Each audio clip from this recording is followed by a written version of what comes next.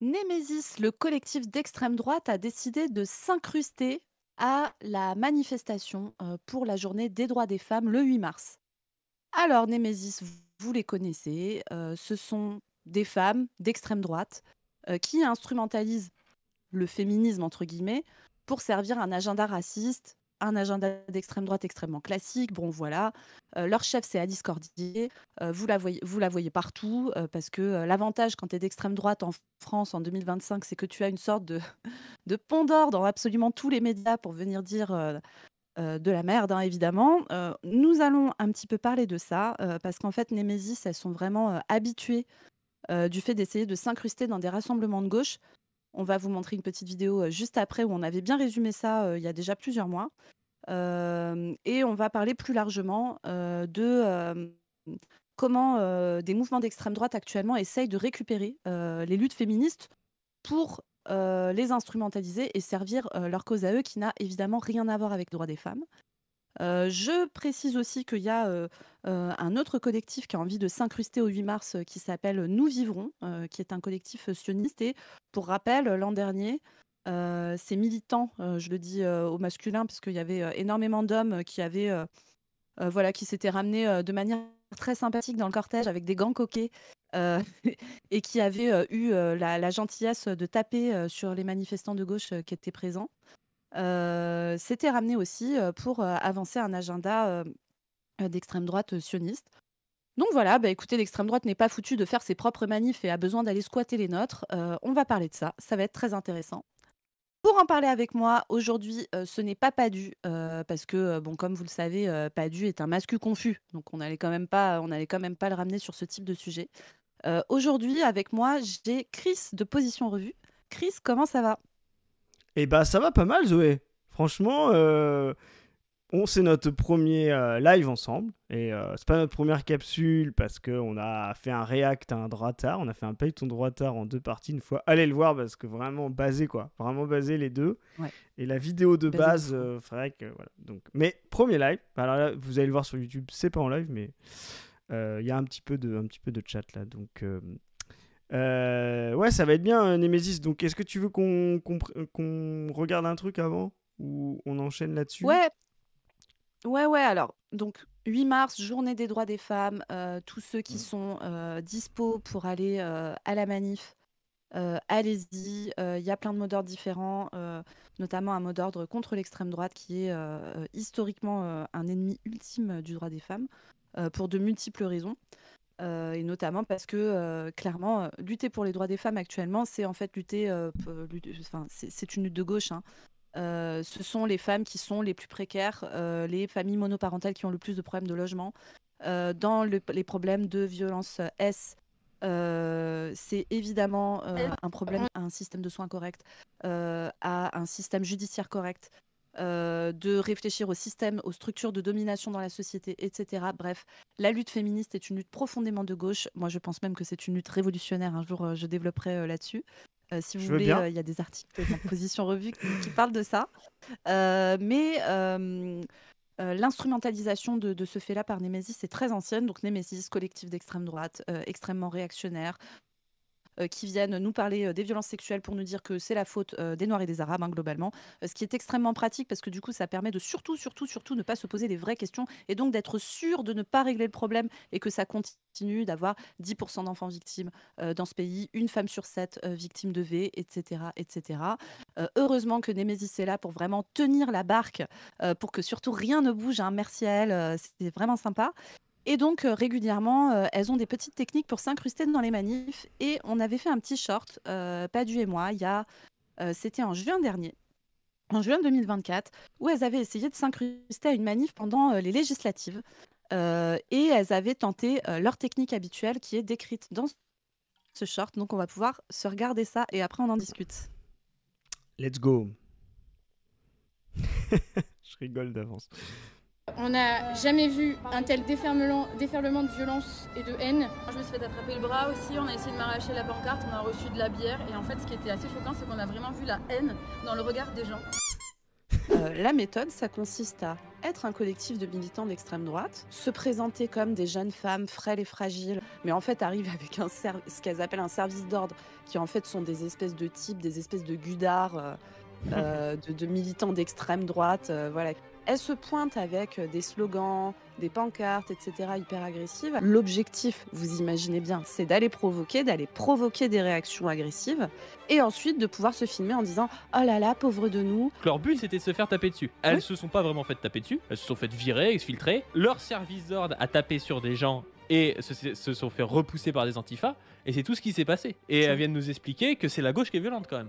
On n'a jamais C'était bien ce short. Faut qu'on refasse des shorts. Glow up de ta Ouais, faut qu'on caméra. fasse des shorts. Glow up de fou de la caméra. Bon voilà, donc dans ce short, vous avez vu un peu la technique, parce qu'en fait la technique est toujours la même. Et en plus, chez Nemesis, il y a vraiment une instrumentalisation de leur féminité, tu sais, pour dire oh là là, mais nous, on n'est que des femmes, on fait 1,50 m, on fait 50 kilos. Bon, elles arrivent avec, franchement, là, si vous voulez aller voir la capsule entière, on avait fait une capsule complète, mais vraiment, elles arrivent avec des types qui sont des néo-nazis, hein, parfois, enfin voilà. Et qui ont pour objectif de violenter, de taper. Il y avait eu aussi le cas, au 8 mars, 2024, où ils avaient vraiment brutalisé des manifestantes gravement, hein. Et donc, ça pose des questions pour nous, parce que comme c'est la méthode de communication, c'est-à-dire que c'est des meufs qui n'ont aucun discours politique intéressant à apporter. Elles brandissent des faits divers, en ayant pour seule et unique lecture du truc, c'est les étrangers, c'est la brutalisation de la société, violeurs étrangers dehors, violeurs français en prison toute la vie, ce qui est vraiment la réponse la plus bête et la plus inconséquente qu'on puisse trouver aux violences S. Alors je suis désolée pour la censure des mots, c'est qu'on a le robot YouTube qui n'aime pas qu'on parle des choses On fait n'aime motus. pas qu'on parle des choses concrètes. En Oui, 4, exactement. Zoé. C'est ça. S. En 4, S-E-X-E. Et du coup, pour rappeler un petit peu, après, je vais laisser Chris développer un peu sur le fémonationalisme, parce qu'il vous parlera d'un bouquin que j'ai adoré, qui est le bouquin de Sarah Faris sur le fémonationalisme, qui raconte très bien quel est l'enjeu politique en fait de ce positionnement à l'extrême droite. Mais je me permets quand même de rappeler un truc que je vous répète tout le temps, mais qui est très important. La lutte contre les violences S est une lutte profondément politique. Y trouver comme unique réponse une réponse de prison, c'est ne pas comprendre le problème. Déjà parce que il y a énormément de victimes qui ne portent pas plainte pour de multiples raisons, parce qu'elles ont honte, parce qu'elles ont peur, parce que l'agresseur est un très proche à elles, et qu'on n'a pas envie d'envoyer en prison le père de ses enfants, son frère, son mari, quelqu'un pour lequel, pour plein de raisons auxquelles on est attaché malgré le fait qu'il se soit mal comporté, etc., etc., etc., ou dont on est dépendant, ou dont on a peur. Dans le peu de victimes qui portent plainte, 94% des plaintes sont classées sans suite, et je ne sors pas ce chiffre de mon chapeau, je sors ce chiffre d'une grosse étude massive qui a été faite sur 10 ans, sur plus d'1 million de cas de plaintes déposées, sorties par l'Institut d'études politiques, je crois. Que je vous mettrai en description. 94% des plaintes sont classées sans suite. Et pour celles qui arrivent à la cour d'assises, c'est un parcours hyper long, hyper violent. Et en cour d'assises, la victime, vous l'avez vu pendant le procès Pellico avec Gisèle Pellico, est maltraitée par les avocats de la défense, maltraitée par le système judiciaire lui-même, la procédure, les prélèvements chez le médecin légiste, etc. Tout est violent. Rien n'est pensé pour la réparation, rien n'est pensé pour la protection. Et donc venir dire violeur étranger dehors, violeur français en prison, c'est vraiment le meilleur moyen de surtout ne pas poser les vraies questions qui incombent, c'est-à-dire quels moyens on met dans les services publics. Je vous l'ai dit tout à l'heure, mais je le redis, c'est une lutte profondément politique. Et plus largement, les luttes féministes actuellement sont des enjeux sur les accès au logement des mères seules, sont des enjeux sur la démocratie au travail et comment il y a des structures de domination au sein des entreprises, comment des structures de domination s'intègrent au sein de la société. Bref, on a vraiment besoin de porter ces combats et d'acter le fait que l'extrême droite, non seulement n'est pas notre allié, mais est notre ennemi absolu dans ce type de combat. Évidemment, Némésis hors de nos luttes, parce que vous êtes des ennemis politiques, et parce que vous vous ramenez avec des gros types qui viennent pour taper sur des gens, ce qui n'est pas acceptable. Donc je vais laisser Chris développer un peu sur le fémonationalisme, parce que vous allez voir, c'est très intéressant. Mais juste avant, je me permets de rappeler du coup que en manif, quand on se tape ce genre de truc, il n'y a qu'une seule solution pour que ça se passe bien. Alors, soit on est dans un monde où les forces de l'ordre ont pour objectif que ça se passe bien entre les gens, etc. Nous ne vivons pas dans ce monde-là, n'est-ce pas? Donc, nous ne pouvons pas. Est-il souhaitable de compter sur eux pour gérer ça? Je ne crois pas.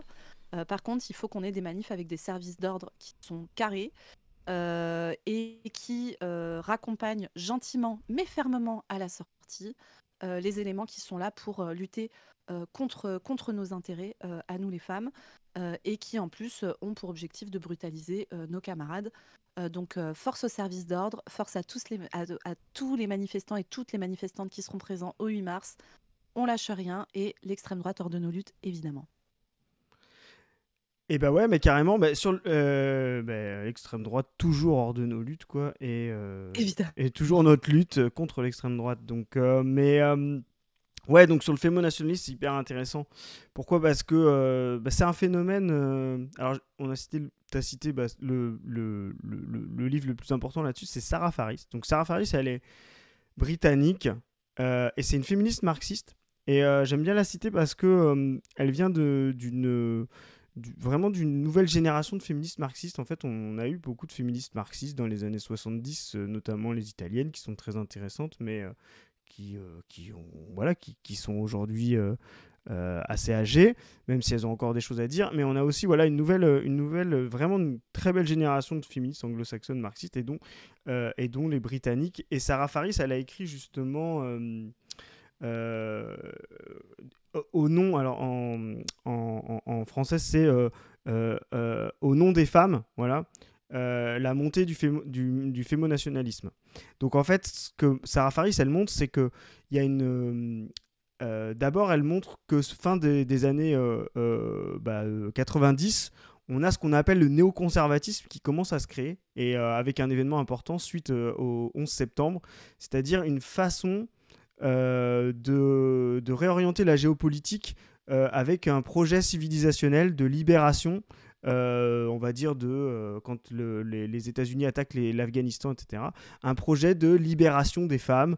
Les femmes afghanes ont été, par exemple, extrêmement mis en avant. Il y a eu, je ne sais pas si vous vous souvenez, mais il y a eu énormément d'associations pour pouvoir les libérer, pour justifier finalement cette guerre impérialiste des États-Unis suite au 11 septembre. Et Sarah Faris montre dans un livre quand même assez dense, qui a beaucoup de pistes à l'intérieur, montre justement comment au nom des femmes est une nouvelle réorganisation en fait de la guerre civilisationnelle. C'est-à-dire que c'est pas une guerre de peuple contre peuple, mais c'est une guerre où justement on va utiliser la séparation genrée à l'intérieur de certaines civilisations pour pouvoir justement justifier l'émancipation. Donc Sarah Faris va montrer justement par exemple que l'islamophobie n'est pas monolithique. L'islamophobie est vue comme une attaque contre les hommes musulmans, et les femmes elles-mêmes sont de fait non plus vues comme participants à des sociétés islamistes, mais comme des victimes elles-mêmes des hommes musulmans. Donc il y a déjà une séparation de genre dans l'analyse des peuples musulmans, et on va instrumentaliser justement ces femmes-là qu'il faut libérer, et donc intervenir dans leur pays, etc., intervenir dans leur structure sociale, etc., pour justement justifier des guerres coloniales. Ça, c'est quelque chose qu'elle va ensuite préciser pour montrer que c'est pas non plus nouveau, c'est une réapparition. En France, si vous voyez, il y avait beaucoup, par exemple, de campagnes de dévoilement des femmes pendant la période coloniale en Algérie, classique. etc. Voilà. Et Immense classique. c'est ça. Et ce qui est intéressant justement chez Sarah Faris, c'est qu'elle montre comment justement, en fait, à chaque fois qu'on a eu une intervention extérieure, les femmes retrouvent leur statut de marchandise, c'est-à-dire leur statut de objet d'échange, objet de conquête vis-à-vis et objet justement de domination. On domine un pays, un peuple colonial domine un pays quand il reprend la propriété des femmes sur les hommes locaux. Voilà. Et donc Sarah Faris va vraiment faire tous ces développements-là. Elle va vraiment bien montrer comment justement l'islamophobie n'est pas une civilisation contre civilisation, mais vue comme une aliénation des hommes sur les femmes dans les peuples musulmans. Et on peut le voir avec l'Afghanistan, on l'a vu en Irak. On peut aussi le voir d'une certaine manière dans les campagnes anti-iraniennes, même si on peut analyser, enfin avoir une critique des mollahs iraniens. Mais en fait, ce qu'il faut comprendre, c'est aussi que c'est une société où il y a énormément de femmes qui participent à cette reproduction globale de la théocratie iranienne. Donc, et Faris, justement, va montrer ça. Va montrer qu'on masque justement des oppositions impérialistes et nationales contre des oppositions d'émancipation des femmes, etc. Donc, c'est aussi un moyen, Faris, elle est assez jeune, donc elle va aussi montrer comment c'est aussi une conséquence d'une certaine forme de libération. Donc elle est vraiment très marxiste. C'est pas simplement, souvent on confond le féminisme marxiste et le féminisme matérialiste. Elle vient pas du tout du féminisme matérialiste que nous on connaît en France, c'est-à-dire Delphi ou en Italie Paola Tabet ou voilà. Non, elle est marxiste, donc elle pense l'économie politique.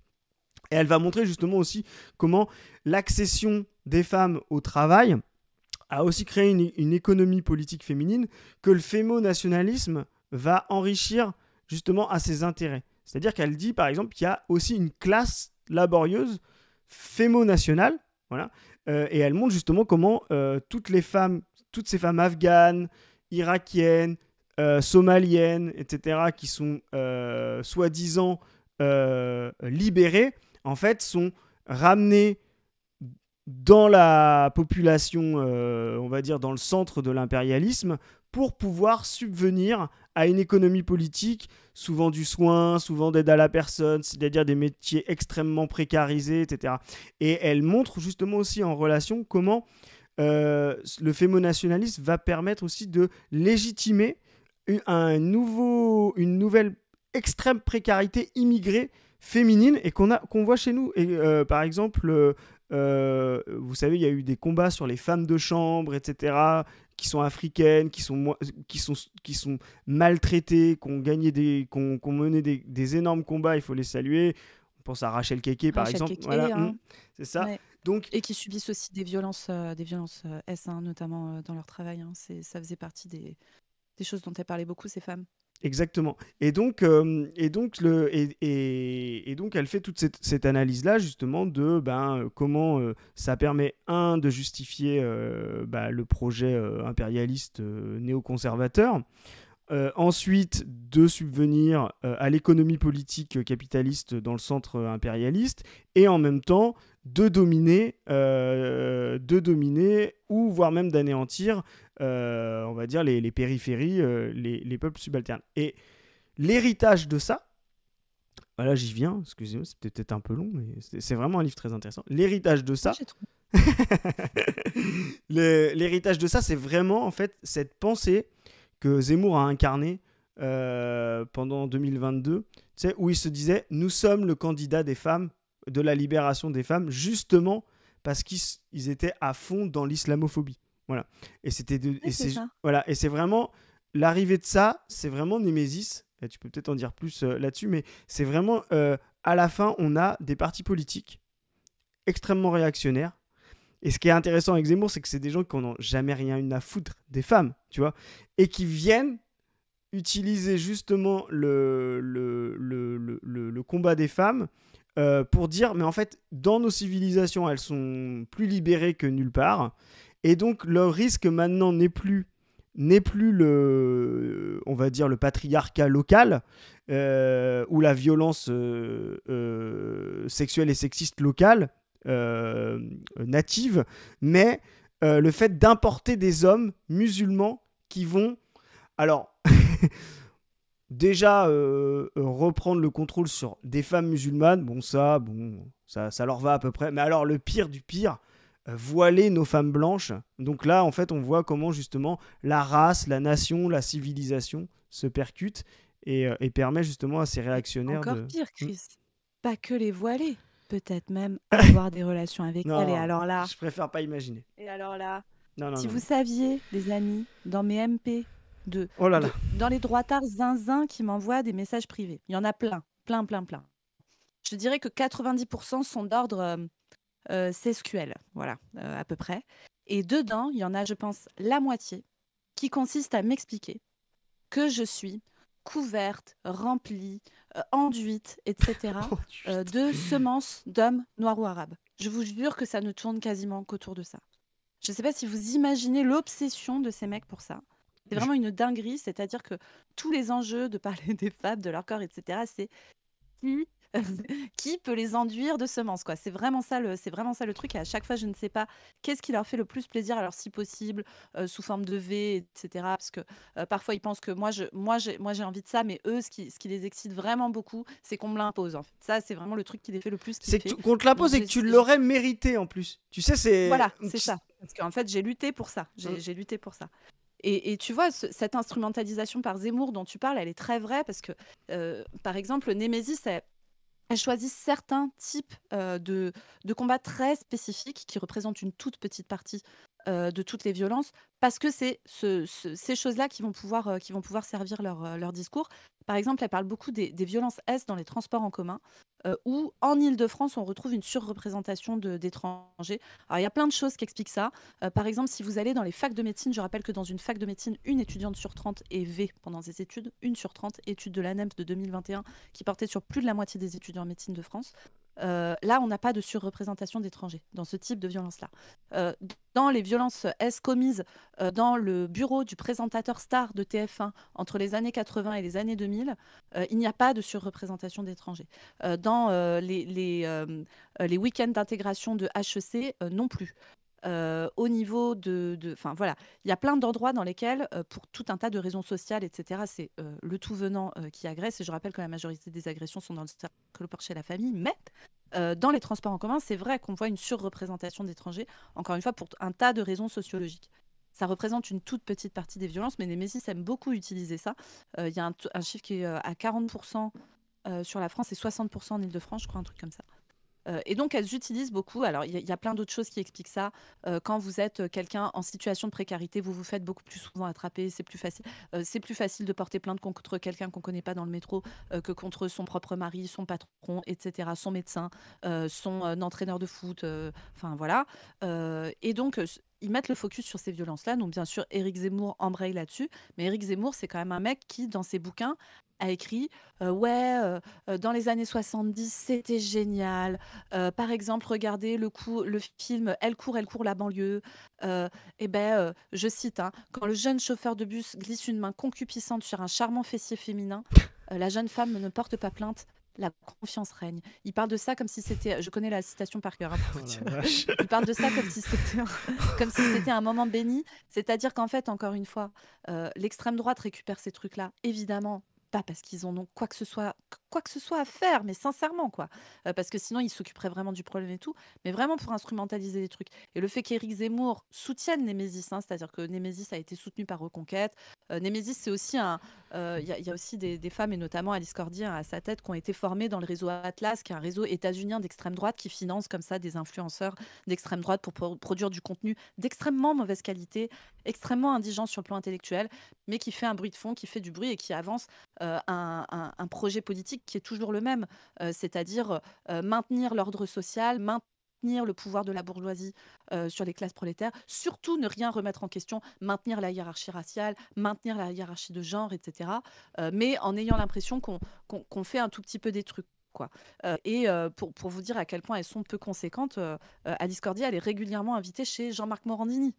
Jean-Marc Morandini, alors qui se pourvoit en cassation actuellement, mais qui est quand même soupçonné très fortement on va dire, apprécier énormément interagir avec des jeunes garçons mineurs, se faisant passer pour une directrice de casting et leur demandant de se dénuder et d'avoir des pratiques voilà, de d'onanisme, on va dire. En se Ok. filmant et en leur envoyant des images. Voilà, hein, c'est ça Jean-Marc Morandini. Donc vous voyez un petit peu le niveau de conséquence de ces femmes-là qui, encore une fois, non seulement sont, enfin vraiment, là je suis désolée, mais profondément stupides, hein. Enfin, je vous laisse regarder les interventions, le Twitter des deux. Le niveau du Twitter des meufs, mais c'est d'une tristesse, mais vraiment. Et alors, elles sont de tous les combats de merde, hein. Elles sont transphobes comme pas possible. Elle a été invitée chez Marguerite Stern il n'y a pas longtemps. Elles disent des trucs du genre ah ben oui, ah ben moi, je peux pas me faire rembourser mes dents, mais il y a des gens qui remboursent les transitions de genre. Enfin voilà, on est que sur des trucs comme ça. Alice Cordier, dès qu'elle sort un petit peu de ces sujets, c'est-à-dire c'est les étrangers qui agressent les femmes et tout, dès qu'elle sort un petit peu, elle va tenir des discours sur les assistés, faut se sortir les doigts, et moi, et mon entreprise, et machin. C'est vraiment de l'extrême droite extrêmement classique, quoi. Mais c'est l'indigence politique, et c'est vraiment, mais quand tu vois qu'elle s'allie à Éric Zemmour, qui lui-même est visé par un certain nombre d'accusations d'agression et d'harcèlement sexuel, on se dit, bon, bah, pitié, quoi. Pitié, pitié. Je vous mets le livre de Sarah Faris que Condamné j'ai 2 cité fois.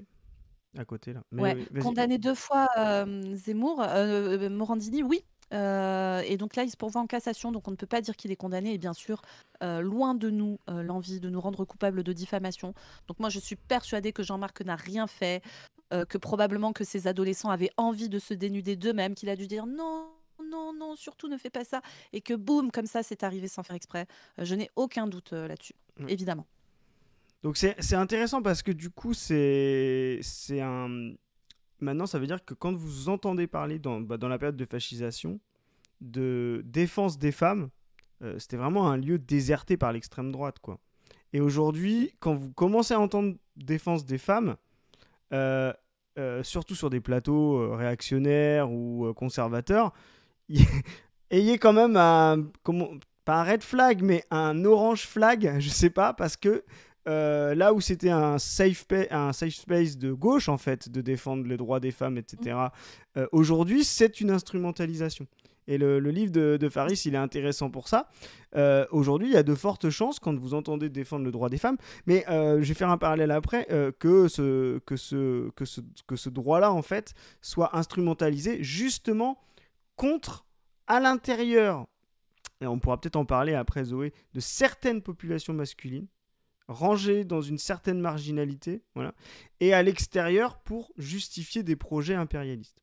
Ce qui est intéressant, c'est que l'extrême droite, ils ont fait ça il y a 15 ans, 20 ans, à la période du jeune Padu, du Padu confus, comme l'appelait, comme l'appelle Zoé. Bébé pas du conflit. Voilà. Il était trop mignon. C'est- Il est un peu con, mais il était trop mignon. Il votait Asselineau. Mais non, ils ont fait ça aussi, c'est-à-dire, tu sais, c'était le côté la gauche a abandonné les ouvriers. Donc c'était et pareil, il y a une époque où effectivement le droit des ouvriers, la gauche du travail, comme c'était un safe space de gauche, c'était un truc qui permettait de différencier droite et gauche quand on parlait des ouvriers. Et les Zemmour, les Soral ont inventé ce concept de gauche du travail, c'est-à-dire de récupérer soi-disant la défense des travailleurs, alors plutôt natifs, blancs, que l'immigration, soi-disant, t'as entendu ça, dont l'immigration tirait les salaires à la baisse, etc. Cette fable-là qu'on a Bien sûr, démontée, bien tapez sûr. ça sur notre compte position, on l'a démonté à maintes reprises, etc. Ça, ils ont fait ça il y a 15-20 ans, et maintenant ils font la même chose avec le droit des femmes. C'est-à-dire, voilà, et c'est la même chose. Et ce fémonationalisme, en fait, il a les mêmes traits. C'est-à-dire de dire des hommes, souvent des hommes, c'est ça qui est intéressant dans le livre de Faris, c'est qu'elle montre bien que une immigration de femmes noires ou musulmanes, africaines, d'origine africaine, qu'elles soient musulmanes ou non, ou de femmes musulmanes, orientales, etc., est supportée. Voilà, parce qu'il y a une économie politique pour elles. Tous les métiers de soins, du care, de service, etc. Voilà. Femmes de chambre, voilà. Par contre, c'est l'homme musulman, africain, etc., qui lui est vu comme un problème dans le fémonationalisme.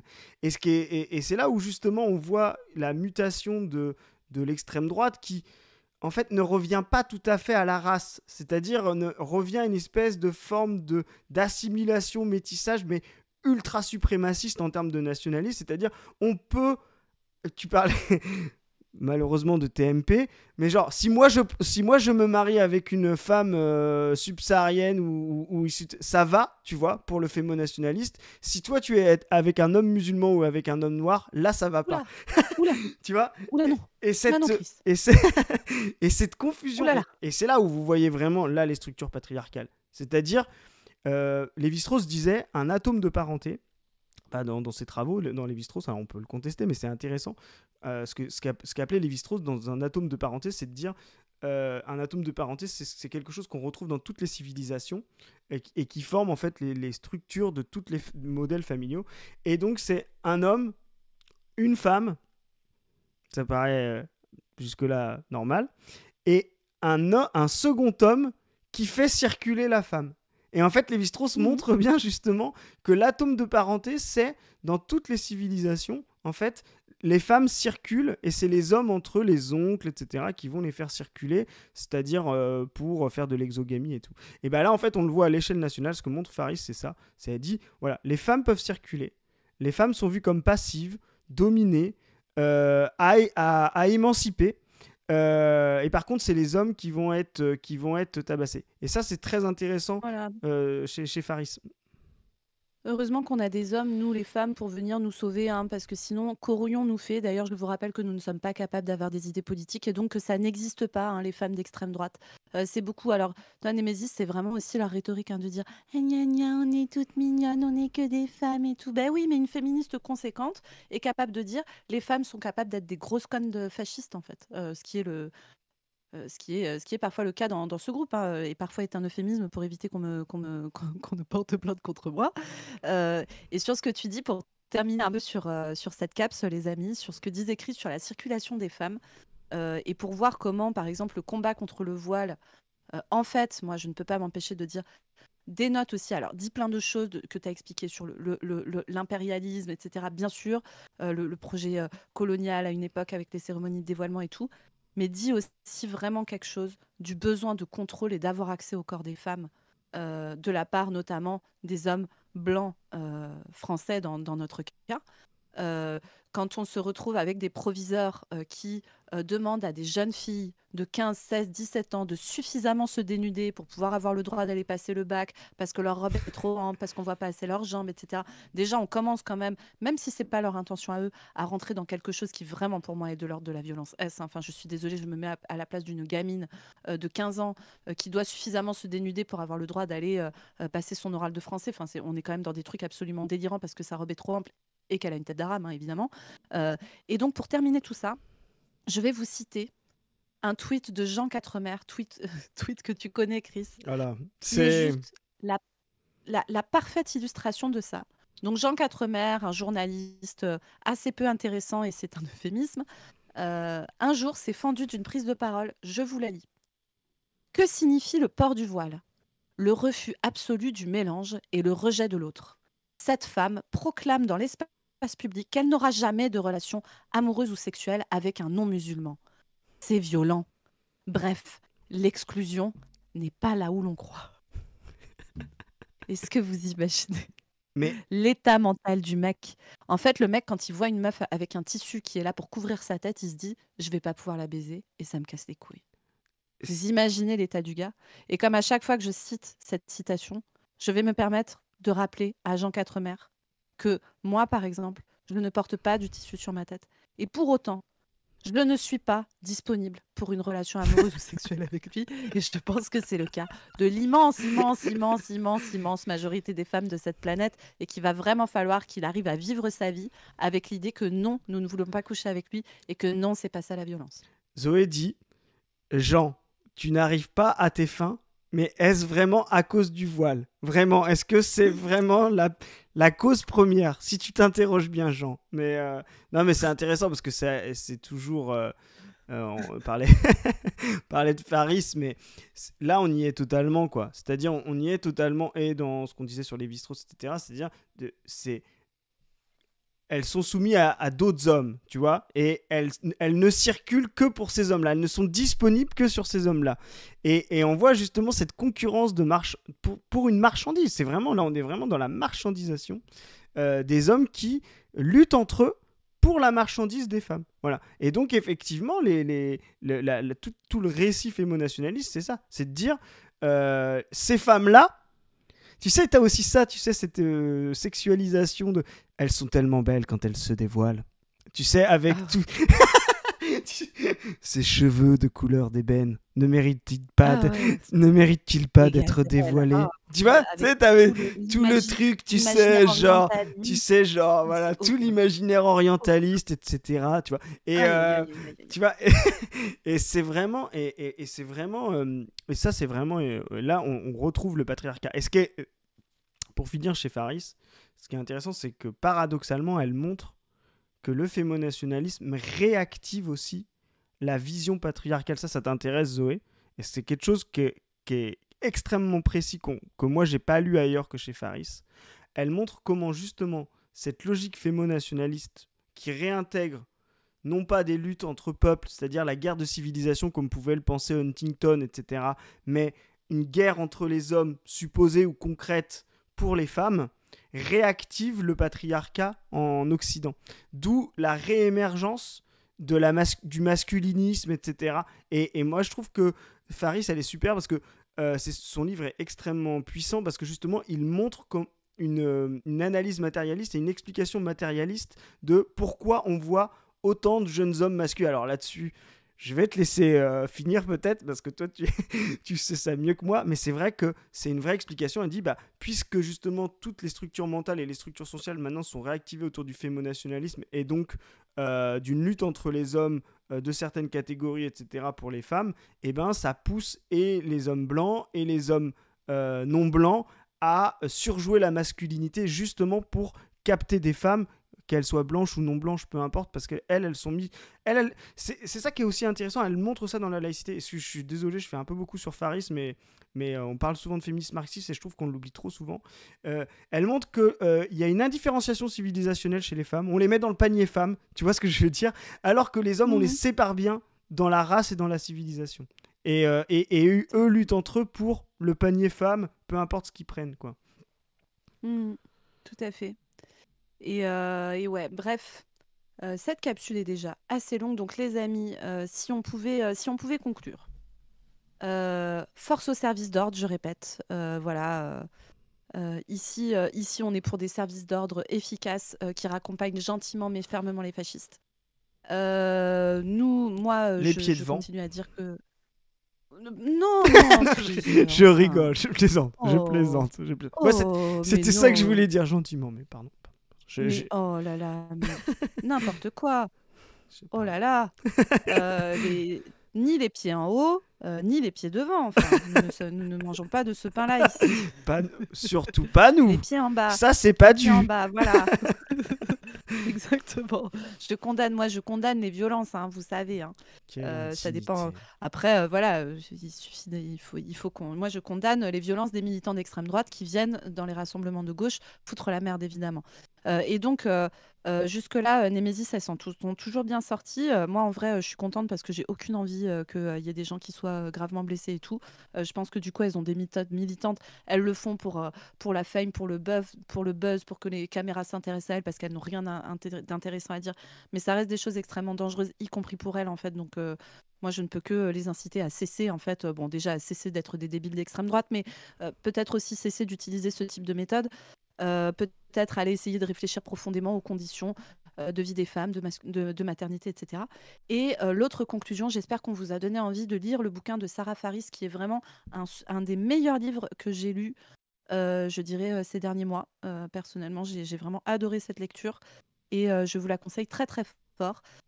Il me reste à vous dire de vous abonner à cette chaîne si vous souhaitez voir d'autres capsules en lien avec de l'actualité, à vous abonner à la chaîne principale de Padu, PADU, elle a changé de nom récemment, à vous abonner à ma chaîne principale à moi, Dr Zoé, donc c'est dr__ Zoé _YT.